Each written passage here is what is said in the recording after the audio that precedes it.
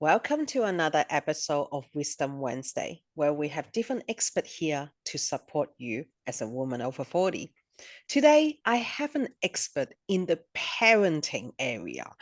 Oh my God, how much do we need that, isn't it? And I know that a lot of us in this age group have experienced maybe a marriage fail out, maybe going into starting to go back into the dating scene. There's a lot of things that goes on. And when there's kids involved, we always find it a little bit harder and a little bit more confused of what we can do next. So today we have Leanne here. Hi, Leanne. Thank you Hello. so much for joining us today. Thank you. Thank you for having me. So please tell us a little bit more about you. Yes, okay. So I run the business Life After Plus One, which focuses on empowering and supporting single parents. I myself am a single parent. I've been single parenting for about 10 years now. So I come from a background with a bit of coaching and counseling. And when I went through my breakup, I had nobody. I was alone. I was lost. I didn't know what to do. And I didn't know what support was out there. And that's where this kind of stemmed from. I've since had a business prior to this, but my heart wasn't in it, and it was just pushing me towards something what I wanted to do. And ever since leaving that relationship, which wasn't very pleasant, I was always wanting to go into a field where I can help people that have been through what I went through, and that's where Life After Plus One came. I see your posts a lot in our group, which I really, really love. And I'm really excited to have this chance to talk to you. So I wanted to ask you, for those of us that who decided that it is time to actually do like go into the dating world, what Mm. will be your way of how to explain to your kids what's going on, or your ideas, or when is a good time to share with our kids? Well, I don't think there's a specific time frame. I think with anything, there's no specific time frame. It's just when you feel right. Mm, Personally, I don't think there's a need to tell the kids about every little person that you're meeting, because especially when you're just starting out and you might be going yeah, out on a few dates here and there, kids don't need to know about that. yeah. But it's when to introduce the kids is when you're feeling that you're with someone and it's more serious Mm. and you're talking on the lines of having future plans and you see a future together. It's not just someone that you're dating and it's going nicely and let's just introduce the kids. It's Yeah. someone that you can see a future with. That's my biggest tip when Yeah, you've got. I think so too. Like I remember back in the days when I was dating my current I am dating my current partner, and he said to me that they have this agreement that they must met each other first as an adult before letting the kids met that person. Is that a good arrangement in your words to actually arrange? I'm a bit confused by that. So hold on, who meets who as the He said to me that normally the process is that you meet the the ex. ex-wife, yeah, will meet Oh, me first before the kids will actually meet me. I mean, I guess it just depends on situations. You do get a lot of situations where the ex, they don't speak. They're not on the kind of terms where they really want to cooperate. So introducing to a new partner is probably not on their radar. But I do think it is a respectful thing to do. It is kind of, there's a bit of courtesy in that. Like Mm, when you've got someone new around their kid, I think it's a nice thing to do. Um, I definitely would say, yeah, if you're on those terms, 100% do it, because it's more comfortable for them, especially when the kids are sleeping over and this other person's there. They want to mm, know that the kids are in good hands. mm. And So, yeah, yeah, please.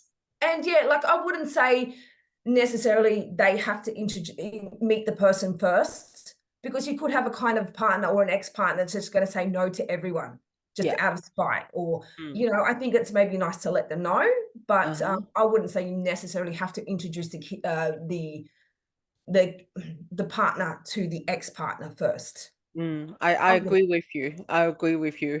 Definitely on that. Everyone's situation's different as well. Some people might have a really nice relationship with their ex and they're Yeah, friendly. Some people not so much. So it just yeah.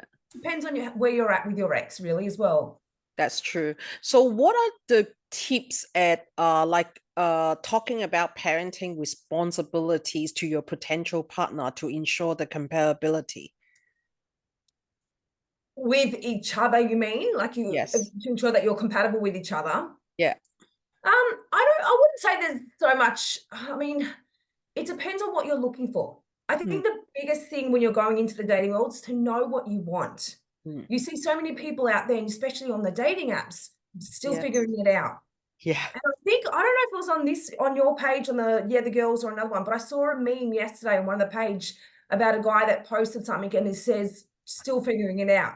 And for me, that's a red flag. They're not ready. If you're still figuring it out, get out of the dating world until you know what you want. So know what you want when you're in the dating world, know what you're looking for, and know what your expectations are, and have that discussion. There might be something that you might have, like some sort of like things that are red flags or things that are just no-go zones. You might have someone that's a smoker and straight up no. Like, I don't know if I should say this or not, but I'm going to say it. I went to go on a date with somebody on Saturday, and I found out on Friday night he smoked weed every night. And I was straight up, not a go zone for me. I'm not going to go there. And he was like, I'm still keen to meet you. I'm like, that's nice, but it's not what I'm looking for. So know what you want, and don't be scared to say thanks, but it's not what I'm looking for. Because you Yeah. don't want to just go, yeah, he's nice, but I'll give it a go. And then Yeah. later on the track, you're like, shit, I shouldn't have done this. I should have just said no from the beginning. So Yeah. stick to your boundaries, figure out what you want, and don't cave in on it just because you think they're nice or because you think they might change. So that's the biggest thing. Know what you want and stick to it.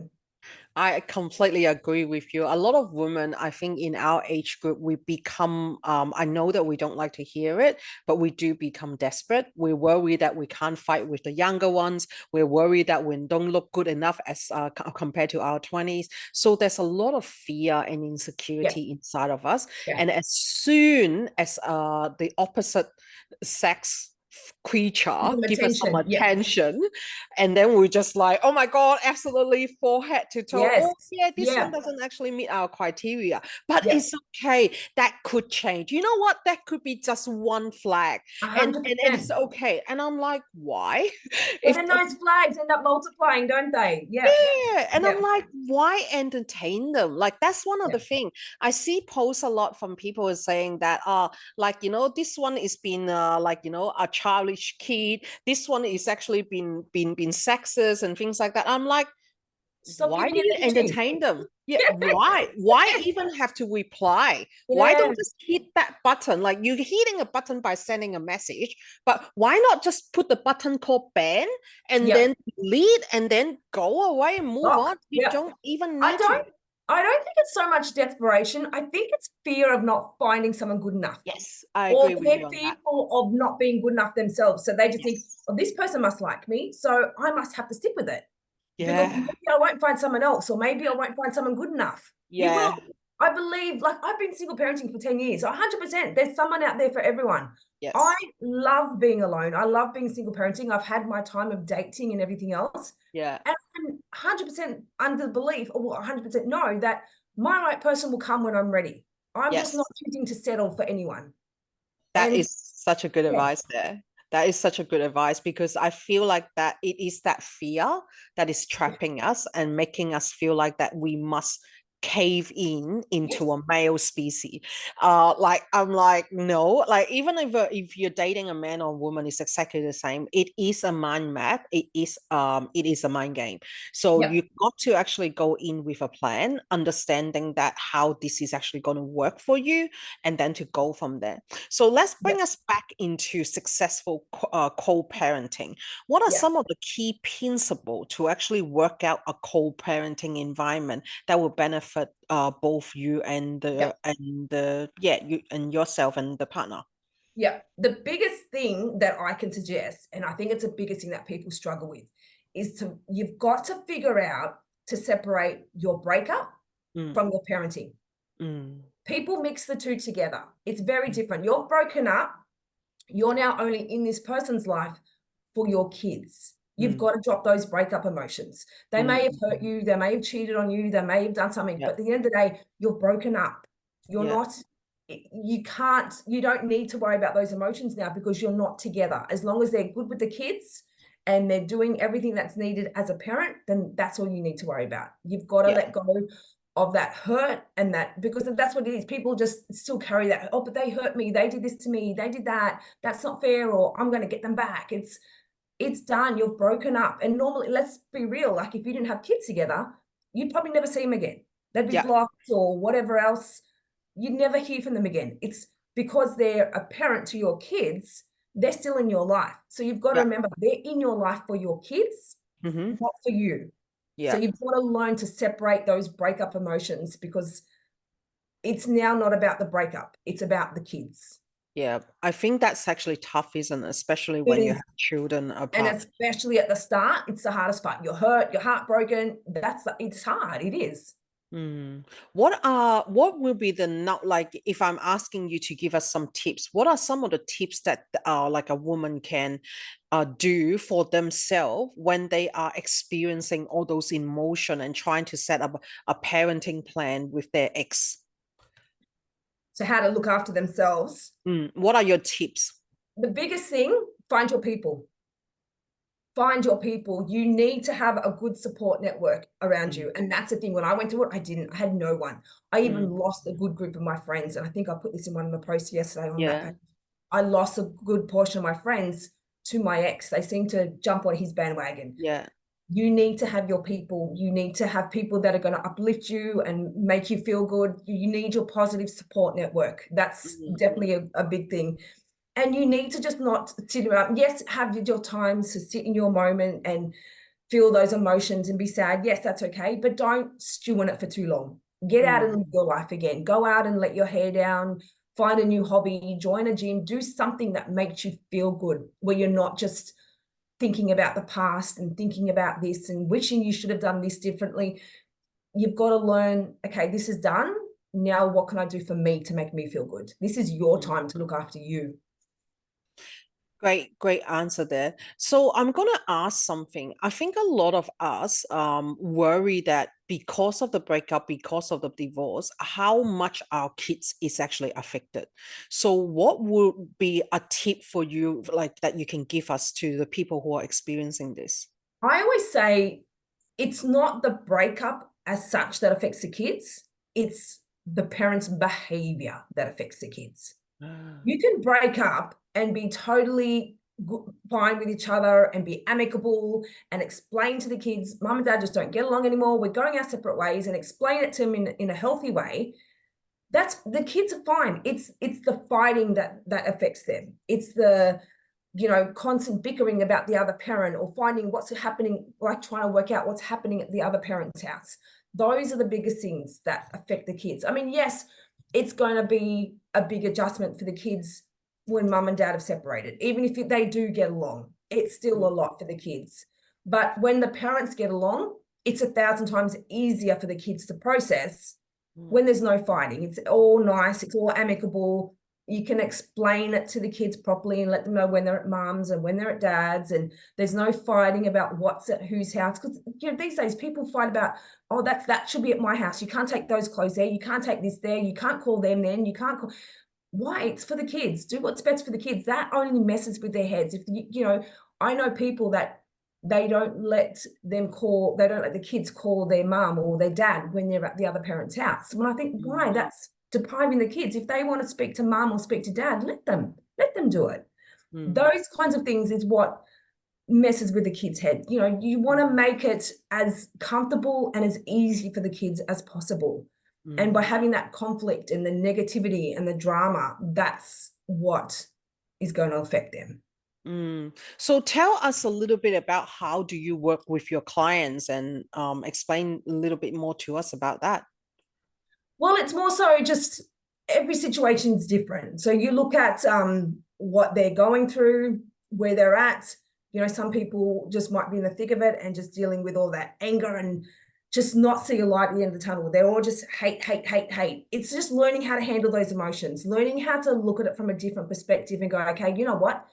This is my time. I don't have anyone telling me what to do. I don't have anyone bossing me around. I am in charge of my life and I can do it how I want. So it's taking control of your life again.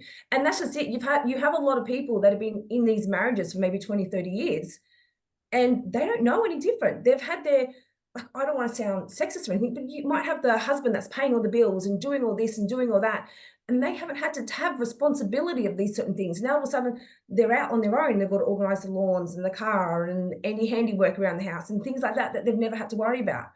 It's just taking responsibility back of your life again, taking charge, and just learning to enjoy it, learning to enjoy being on your own and handling those emotions, not taking things personally is a big one. People take things so personally, and they hold a grudge about what happened with their ex and they just can't let it go, and they end up hating the ex's new partner just because they're the new partner, even though they might be the loveliest person in the world. You've got to learn to, it's about teaching people to handle those emotions in an effective way and how to move forward. And because if you'll keep focusing on the past, you're not going to be able to move forward. So it's That about is so finding a true. way to let go of that hurt and negativity. Well, not so much let go of it, but don't focus on it so much. Put your attention to creating a happier life and to finding the positives and doing things that make you happy. I think that is a key, because I think a lot of us are so used to giving everything to the family, Yeah, giving everything to the kids. And then when it all stopped and the lifestyle changed, the routine changed, you're completely stuck in an area. What do I do next? yeah, How do I go forward from it? And that's why that I have this sort of interview with different people to share with you. There yeah, is a light at the end of the tunnel. yeah. So Leanne, tell people, how do they reach out to you? You can reach out to me through either Instagram, my website, um, I just had a mental blank, Facebook, TikTok, email. So yeah, I have all the social media platforms available at Life After Plus One. I've also got the podcast available, which comes out every Tuesday morning. So the new episode drops every Tuesday. So if anyone has any questions, I'm more than open to discussing them and helping you on your single parent journey. Beautiful. Wonderful. Thank you so much for your time today. We have learned a lot, and I hope that we can actually see you again in maybe doing a webinar with us soon. Definitely would love to. Definitely. Wonderful. Thank you so much for our audience and for joining us today, and for our listener as well for joining us again on Wisdom Wednesday. And we look forward to seeing you again next week. Bye for now.